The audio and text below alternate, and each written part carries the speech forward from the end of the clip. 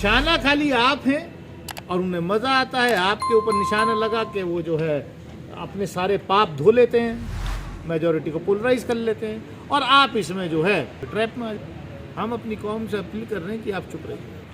आप तो सब कुछ करें, आपने तो पीक कोविड के दौरान जो है बड़ी बड़ी रैलीज करी, उत्तर प्रदेश के अंदर पंचायत चुनाव करा दिया, हज़ारों टीचर्स जो हैं एम्प्लॉयज़ वो इस दुनिया में नहीं रहे कोविड के चलते।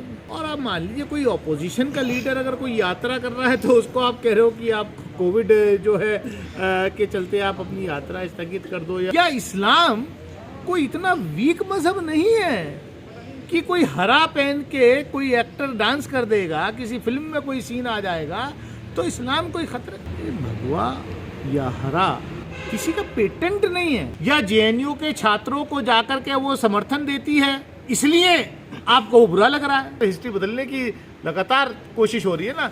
जो माफ़ीनामा लिखते थे, जो अंग्रेज़ों से माफ़ी मांगते थे, जिनका कोई इतिहास नहीं है देश की जंग आज़ादी में, उनको वीर बता करके उनको जो है महिमा मंडित किया जा रहा है। उनकी तस्वीरें जो हैं ऐवानों में लगाई जा रही हैं, असेंबलीज़ के अंदर लगाई जा रही हैं। हैरत अंगेज़ रिपोर्ट्स हैं, लेकिन मैं उसमें थोड़ा सा जितनी मुझे जानकारी कि क्योंकि चाइना में कंटिन्यूस लॉकडाउन रहा, वहाँ जो है कम्युनिटी स्प्रेड नहीं हुआ था कोविड, तो कम्युनिटी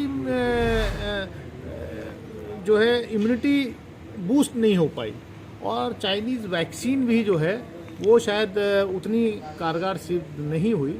लेकिन हाँ, अगर नया वेरिएंट आता है तो वाकई हमारे मुल्क को भी जो है उसकी तैयारी करनी चाहिए। वो कितनी तैयारी करी है ये तो ऊपर वाला ही जाने, क्योंकि सरकार ने जिस तरीके से पिछले दिनों कुछ चीज़ क्लिप्स आई कि लोगों के हार्ट अटैक जो है शादी में अगर डांस करते रहे हैं, कहीं बैठे हैं, बैठे बैठे गए, कहीं कोई अगर हेल्थ क्लब में है तो वहाँ गिर गए, तो सरकार ने कहा कि इससे हमारा कोई लेना देना नहीं है।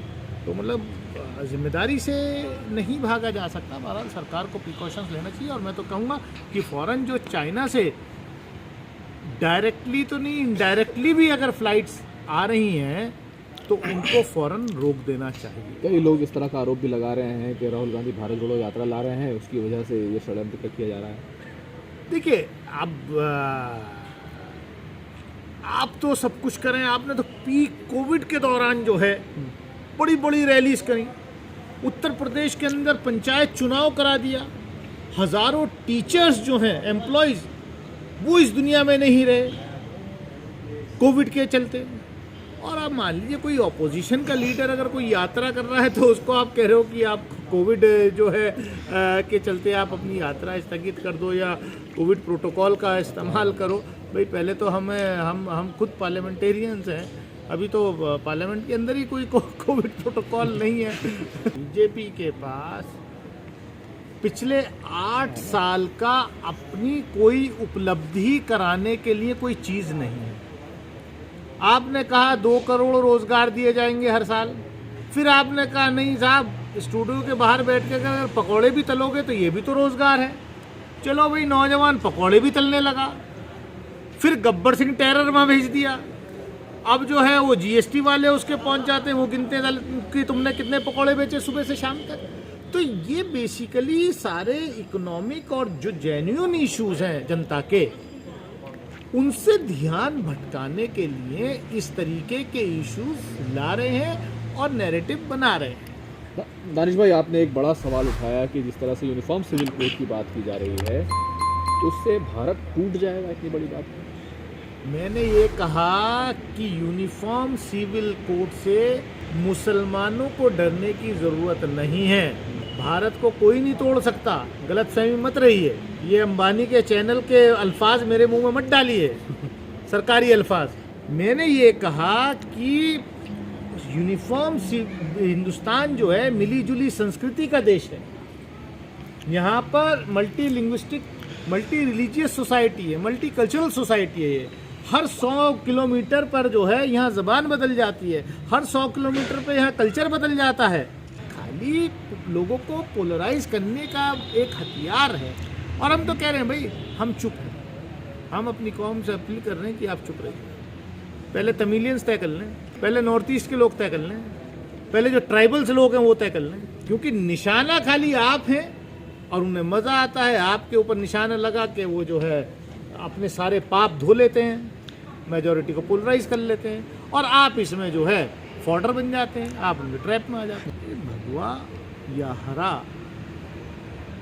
किसी का पेटेंट नहीं है। और मैंने कहा ये बात, मैंने फ्लोर पर कही ये बात कि सनातन धर्म, जो असली सनातन धर्म है, जो हिंदू धर्म है, वो इतना कमजोर नहीं है। इट्स नॉट सो वीक कि अगर कोई भगवा रंग पहन के किसी फिल्म में डांस कर देगा तो धर्म खतरे में आ जाएगा। क्या इस्लाम कोई इतना वीक मजहब नहीं है कि कोई हरा पहन के कोई एक्टर डांस कर देगा, किसी फिल्म में कोई सीन आ जाएगा तो इस्लाम कोई खतरा नहीं है। ये बकवास है, ये लोगों को बांटने की सियासत है।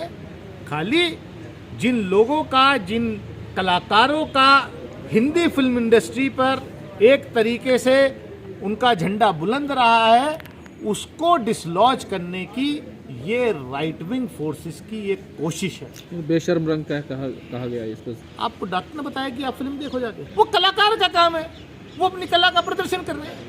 शायद उनकी इस बेशर्मी को देखते हुए ही कि भगवा पहन करके इतने बेशरम डांसेस किए, इसीलिए भारतीय जनता पार्टी के नेतृत्व ने ऐसे कई लोगों, कलाकारों को अपनी पार्टी ज्वाइन कराई, उनको टिकट दिया, उनको मेंबर पार्लियामेंट बनाया, मिनिस्टर्स तक बनाया। तो वो उनकी कला थी। जब उनको आप अंदर ले रहे थे तो आप कह रहे थे ये कलाकार है, और जब कोई दूसरा, कोई ऐसी एक्ट्रेस या ऐसा एक्टर कोई फिल्म में काम करने लगा जो आइडियोलॉजिकली आपके साथ नहीं है, या जेएनयू के छात्रों को जाकर के वो समर्थन देती है, तो इसलिए आपको वो बुरा लग रहा है।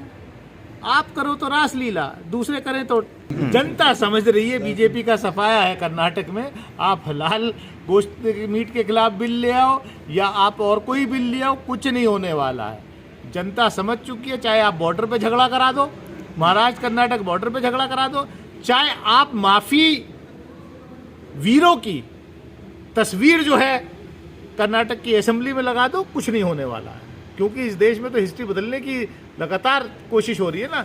जो माफ़ीनामा लिखते थे, जो अंग्रेज़ों से माफ़ी मांगते थे, जिनका कोई इतिहास नहीं है देश की जंग आज़ादी में, उनको वीर बता करके उनको जो है महिमा मंडित किया जा रहा है। उनकी तस्वीरें जो हैं ऐवानों में लगाई जा रही हैं, असेंबलीज के अंदर लगाई जा रही हैं। सर एक सवाल, आप जामिया के स्टूडेंट हैं और जामिया का जो CA NRC में एक बड़ा योगदान रहा है और उसके कुछ कार्यकर्ता आज भी जेलों में हैं। 15 दिसंबर 2019 को वहाँ की लाइब्रेरी में काफ़ी तोड़फोड़ हुई, उसमें कई छात्रों का भविष्य संकट में है और एडमिनिस्ट्रेशन जाहिर है कि साथ नहीं देता है, विपक्ष पार्टियाँ बोलती नहीं है। इस पर आपका क्या कहना है?